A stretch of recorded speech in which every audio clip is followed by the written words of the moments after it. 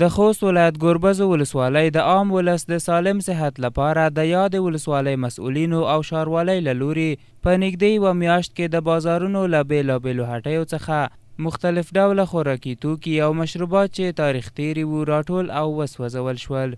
د یادې ولسوالۍ د مسؤلینو په خبره دوی تل هڅه کوي چې د خلکو د سالم صحت په برخه کې له بازارونو څخه د دې ډول مضرو توکو مخنیوی وکړي. 20 ورځې 25 ورځې به تقریبا کېږي چې موږ ګډ هیئت کمیسیون جوړ کړی دا د شروان صاحب په مشرۍ باندې د خپلې ولسوالۍ څومره ارګانونه چې دي په هغې کې یو نماینده و د دوی سره.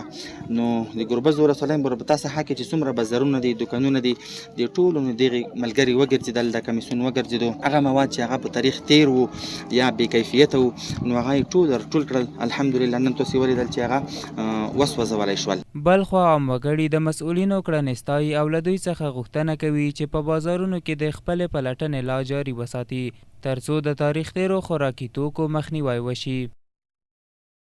موږ الحمدلله د اسلامي امارت د ګربز ولسوالۍ ښاروالۍ څخه ډېر راضي یو چې په وخت تېر مواد د ګربز ولسوالۍ د اړوندو معزو څخه راټول کړي دي او دلته د خلکو پر وړاندې اور ورکړلو. غوښتنه مو دا ده چې موږ د ګربز معزې څخه کوم په تاریخ تېر مواد دا بیا هم راټول کړي په آینده کې او تر څو د خلکو دپاره د په وخت تېر شیان د استفادې وړ ونه ګرځي. بالکل بس موږ د اسلامي امارت څخه ډېر خوشحاله چې په آینده کې دا کارونه وکړي د خلکو د حفاظت په خاطر بار دا کار وشي.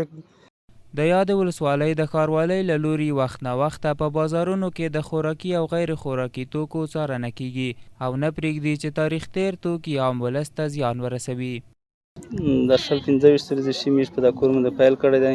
کوم مواد چې په میاد تیر سامان و دا مې راټول کړل د مشنونه څخه د شمال پلپره زنول بریخیل کیمپ دا که میش په میاد تیر سامان راټول کړل و ایز دوله دا انتو سوینه چې میش وسوځول. دا پلان ده چې آینده که میش په دا تصفیه دغسې جاري ساتي.